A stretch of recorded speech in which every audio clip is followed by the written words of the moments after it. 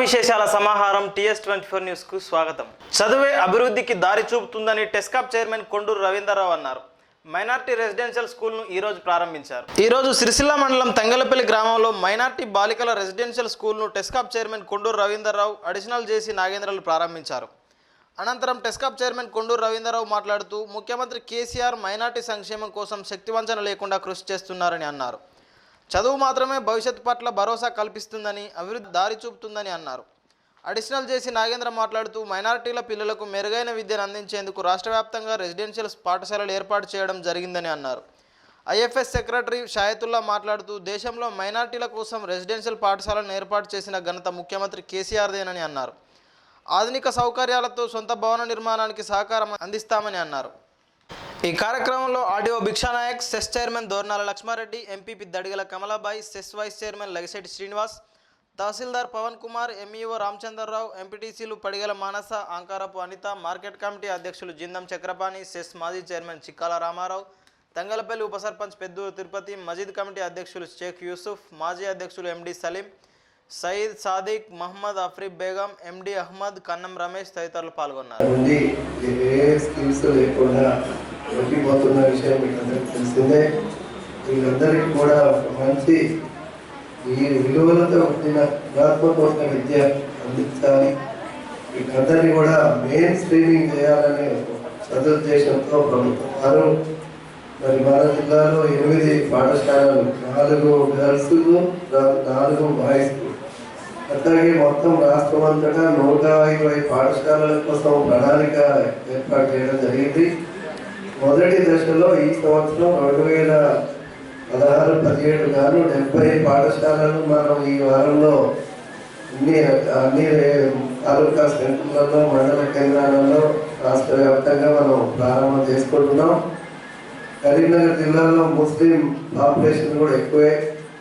కూడా మనం భూమిని అలాట్మెంట్ చేసుకున్నాం.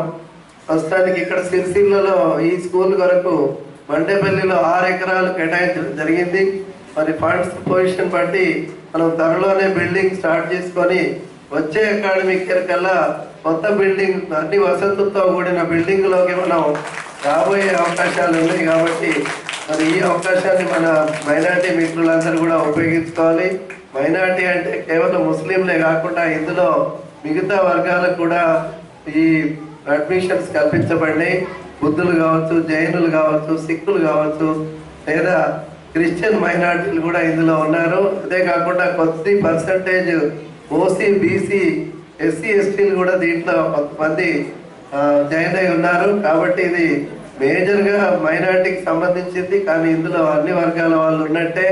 మరి ఇది ఒక మంచి సంస్థగా ఈరోజు ప్రారంభమైన ఈ మైనార్టీ గురుకుల పాఠశాల ఒక మంచి నాణ్యమైన విద్య అందించే కాంపిటేటివ్ గా ఈ పిల్లల్ని. దోర్నాల లక్ష్మారెడ్డి గారు, అవర్ ऑनरेबल चीफ मिनिस्टर साहब KCR साहब माइनॉरिटीज के लिए 120 रेजिडेंशियल स्कूल सैंक्शन किए हैं. इसके अलावा 4200 करोड़ रुपीस बजट भी अलॉट किए हैं. This is first time in the country. देश में पहले बार हमारे चीफ मिनिस्टर साहब माइनॉरिटीज के लिए इतना बड़ा प्रोजेक्ट सैंक्शन किए हैं. उनके लिए मैं बहुत बहुत शुक्रिया अदा करता हूँ. 120 स्कूल ईच कॉन्स्टिट्यूंसी में एक स्कूल आएगा. ईच MLA को, हमारे तेलंगाना में 119 कॉन्स्टिट्यूंसी है. 119 कॉन्स्टिट्यूंसी में भी एक माइनॉरिटीज रेजिडेंशियल स्कूल आएगा. ये साल 71 रेजिडेंशियल स्कूल हम शुरुआत करें. इसमें सिस्टम है, हम फुलफिल करेंगे. इसके अलावा हजरात और सामने गांव के जिम्मेदारान और बच्चों के माँ बाप, आप सबको मुबारकबाद देता हूँ. क्योंकि పైగా పోరాటం చేసి సాధించుకున్న తెలంగాణ ఒక బంగారు తెలంగాణగా మార్చాలనేటువంటి కార్యక్రమాన్ని తీసుకున్న మన గౌరవ ముఖ్యమంత్రి కేసీఆర్ గారి ఆలోచన నుంచి వచ్చినటువంటి కార్యక్రమమే ఈ మైనారిటీ స్కూళ్ళ స్థాపించడం అనేది. చాలా మంది పిల్లలు మైనారిటీలకు సంబంధించిన వారు ఇంతకుముందు పెద్దలు మాట్లాడుతూ కూడా చెప్పినారు, వెనకబడి ఉన్నారు, విద్యకు దూరంగా ఉన్నారు, పాఠశాలలకు రాకుండా ఉన్నారు. కాబట్టి వాళ్ళందరినీ ఏర్చి కూర్చి వాళ్ళకు మంచి విద్య అందించినప్పుడే ఈ బంగారు తెలంగాణ సాధ్యమవుతుందనేటువంటి నమ్మకంతో ఉన్నటువంటి మన ముఖ్యమంత్రి గారి ఆలోచన విధానాన్ని నేను నిజంగా అభినందిస్తా ఉన్నాను. ఇవాళ సెక్రటరీ గారు మాట్లాడుతూ కేవలం 3 నెలల కాలంలోనే సాధ్యం కాదేమోననుకున్నటువంటి అన్ని రకాల ప్రజలు, నాయకులు అందరూ శ్రమించి కష్టపడి దీన్ని సుసాధ్యం చేసినారనేటువంటి విషయాన్ని చెప్పడం జరిగింది. నేను చెప్తా ఉన్నాను, ఈ సందర్భంలో చాలా మందికి సాధ్యం కాదనుకున్న తెలంగాణ సాధించిన మన ముఖ్యమంత్రి గారికి ఇట్లాంటి కార్యక్రమాలు ఏమి సాధ్యం కాకుండా ఉండే పరిస్థితి ఉంటుంది. కాబట్టి వారి ఏ ఆలోచన ఇచ్చేసినా మనం అందరం దాన్ని సాధ్యం చేసుకోవడం కోసం తప్పకుండా కృషి చేస్తామని చెప్పేసి, అదేవిధంగా ఈ పట్టణ ప్రముఖులందరికీ తంగెలపల్లి నా హృదయపూర్వక నమస్కారం. పెద్దలందరూ మాట్లాడి తెలంగాణ వస్తే ఏమవుతుంది, మనం మన పాలకులు మన వాళ్ళు అయితే మన గురించి ఆలోచించి పనిచేస్తే ఏ విధంగా ఉంటది అని నేను వేరే చెప్పనక్కర్లేదు. ఇప్పుడే చెప్పిన షఫీలా గారు కేవలం ఆలోచన వచ్చి 3 నెలలు కూడా కాలేదు. ఇవాళ రాష్ట్రంలో 71 బడి ప్రారంభోత్సవం చేసుకోవడం జరిగింది. ఇది మామూలు విషయం కాదు. అంటే ఎంత పట్టుదల, ఎంత అంకిత భావము, ఎటువంటి శ్రమ దీని వెంట ఉన్నది అనే దానికి నేను వేరే చెప్పనక్కర్లేదు. పాలకులు చిత్తశుద్ధితో పనిచేసిన నాడు, మన ప్రజానీకాన్ని గురించి ఆలోచించిన నాడు ఇటువంటి పరిణామాలు, ఇటువంటి రిజల్ట్స్ వస్తాయన్న టీఆర్ఎస్ ప్రభుత్వం అధికారంలోకి వచ్చి 2 సంవత్సరాలు అయిన కాలంలో ఎటువంటి కార్యక్రమాలు చేస్తున్నారో నేను వేరే చెప్పనక్కర్లేదు. ఇవాళ రైతుల గురించి కానీ, బలహీన వర్గాల గురించి కానీ, బడుగు వర్గాల గురించి కానీ, ఈ విధంగా అల్పసంఖ్యాకుల గురించి కానీ ఎన్నెన్నో కార్యక్రమాలు చేస్తూ ముఖ్యంగా ప్రాంతం బాగుపడాలి, ఈ ప్రాంత వాసులు వాళ్ళ బతుకులు బాగుపడాలంటే విద్య చాలా అవసరం అనే దాని మీద దృష్టి పెట్టి చదువుకుంటే వాళ్ళే మంచిగా తయారైపోయి, ప్రయోజకులు అయిపోయి, పరిజ్ఞానం, జ్ఞానం పెరిగి వాళ్ళ తల్లిదండ్రులను పోషించుకోవడానికి, ఈ ప్రాంత అభివృద్ధిలో కూడా రేపు పొద్దున భావి పౌరులు వీళ్ళంతా కూడాను రాబోయే తరాలకు ఇందులో నుండే నాయకులు, ఇందులో నుండే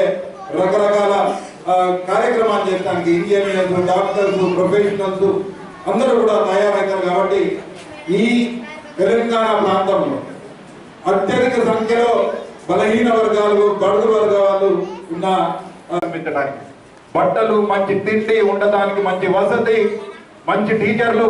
ఇప్పుడే చెప్తా ఉన్నారు షఫీవుల్లా గారితో నేను మాట్లాడితే, ఒక సర్వీస్ కమిషన్ ద్వారా ప్రత్యేకంగా టీచర్లను ఎంపిక చేసే కార్యక్రమం మొదలైందని. అనుకోకుండా తొందరగా ఆలోచన వచ్చింది కాబట్టి ఈ ఆలోచనకు అంకురార్పణ చేసి త్వరలోనే ఈ అకాడమిక్ ఇయర్లోనే స్కూల్ స్టార్ట్ చేయాలనే ఆలోచనతో ఇప్పుడు హడావిడిగా చేసిన టీచర్ల గురించి కానీ, క్లాస్ రూమ్ల గురించి కానీ, బిల్డింగ్ల గురించి కానీ, ఇతర సౌకర్యాల గురించి కానీ వారు చాలా వివరంగా చెప్పారు.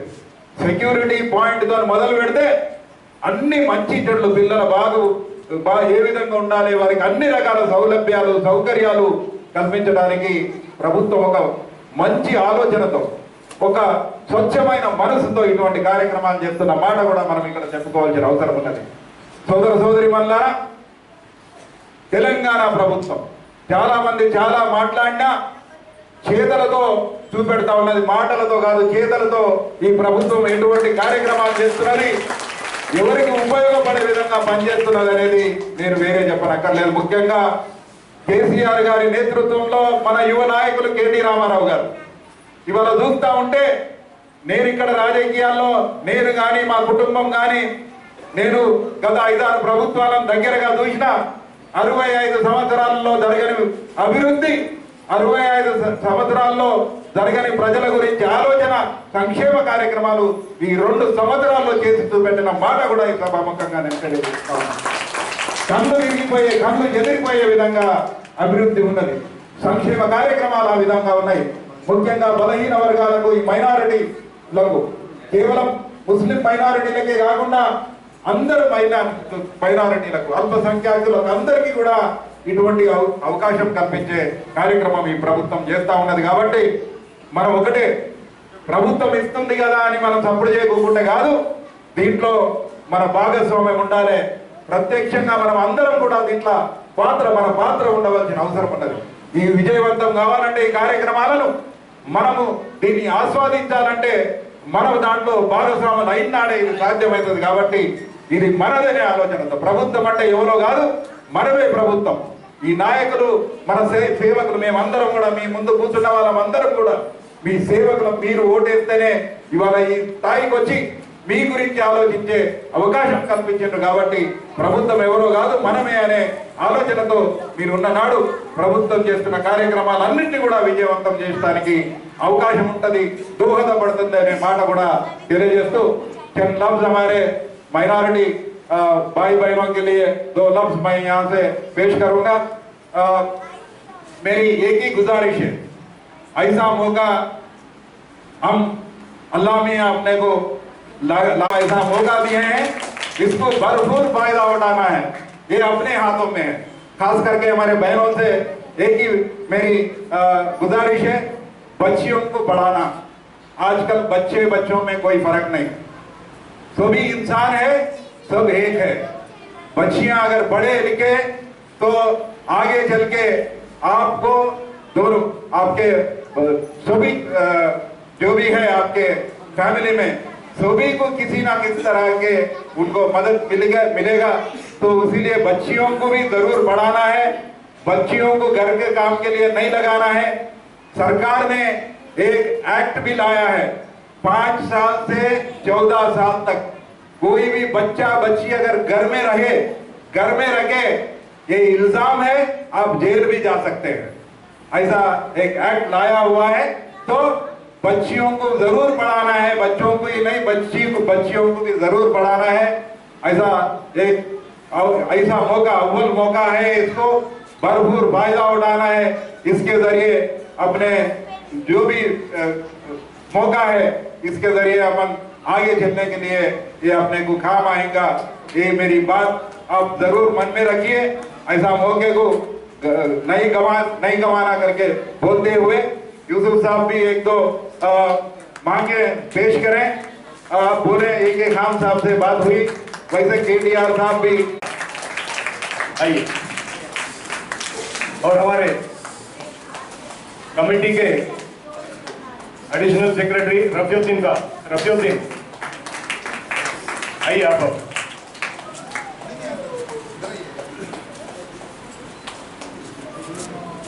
रफीउद्दीन अफू और नौजवानों के सदर मुनीर साहब,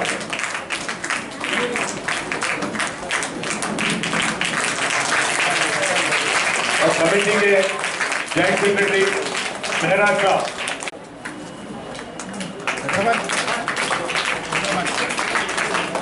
और एक साहब, इस खुशी के मौके पे और अहम शख्स एक है, वो कौन है बोले तो हमारे को इतना कम टाइम में ये बिल्डिंग को इतना सजाकर हमारे हैंडओवर किया।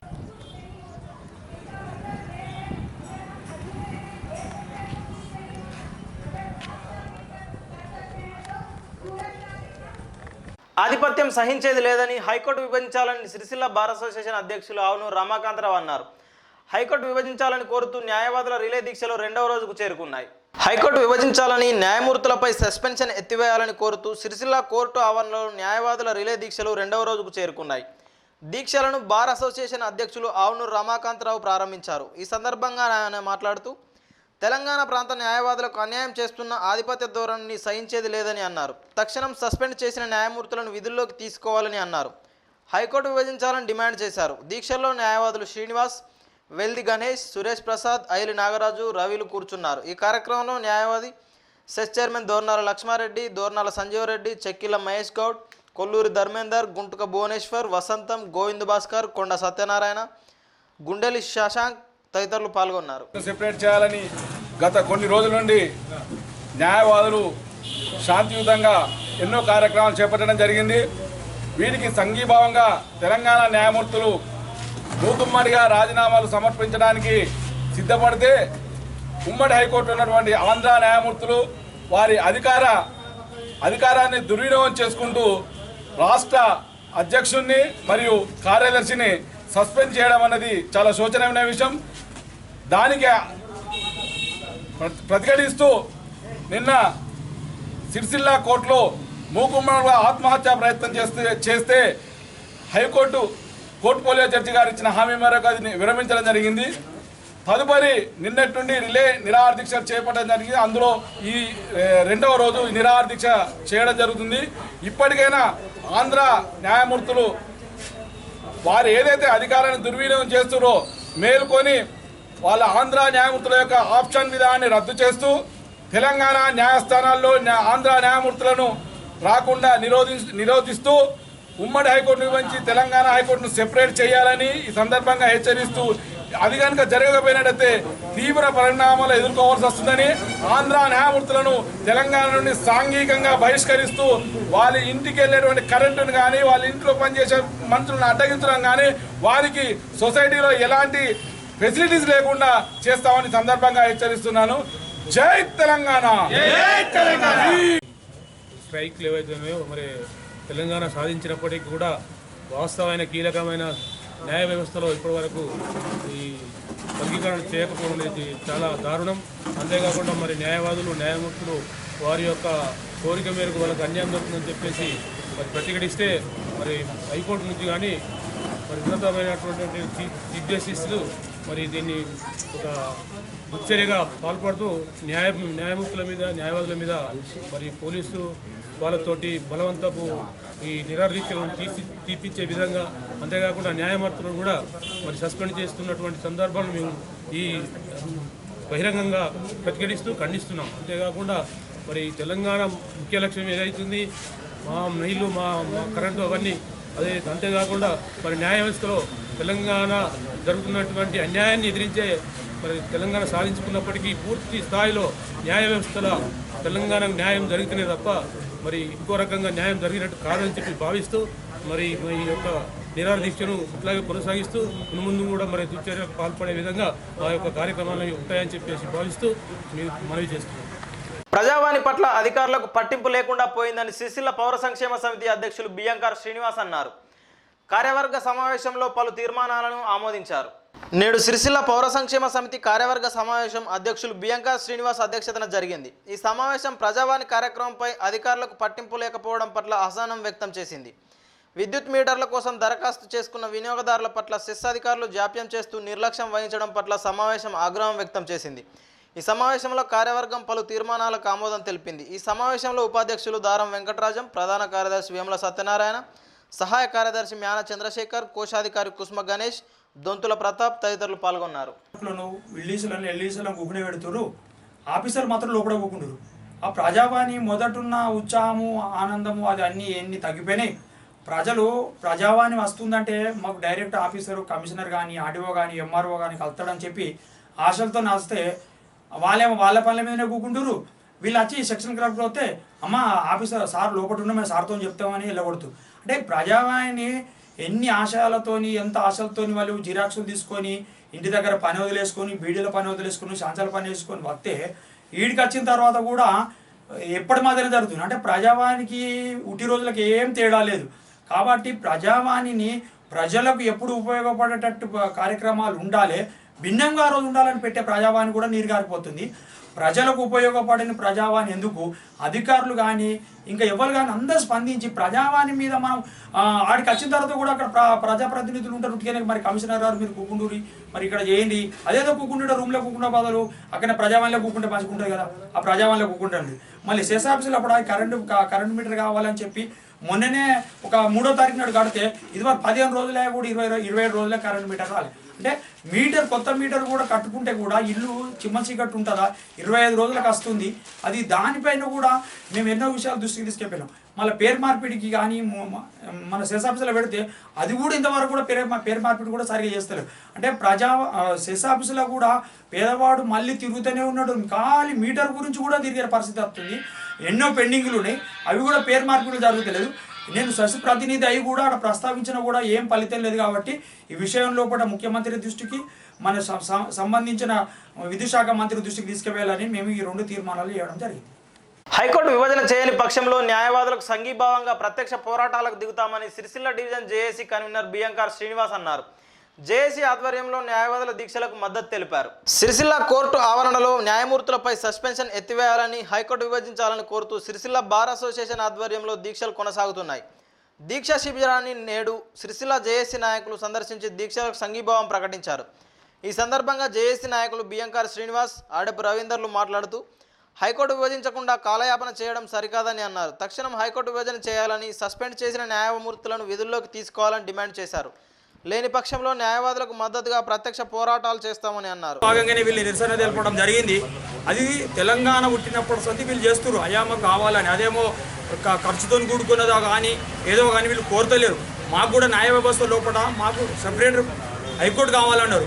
అదేమో కానిది కాదు, ఏదో చేయదరేది కాదు, కానీ వెంటనే చేయాలి. అసలు ముఖ్యమంత్రి రాష్ట్రం ఎప్పుడు ఏర్పడ్డదో తక్షణం ఇది కూడా ఏర్పడాలి. ఇది కూడా రాష్ట్రాంతో సంబంధించినటువంటి పెద్ద సమస్య అనేది ఆ సమస్య కాదు. అసలు పోరాటాలు అనేది చాలా అయిందే, న్యాయ వ్యవస్థల నుంచి చాలా అయినాయి.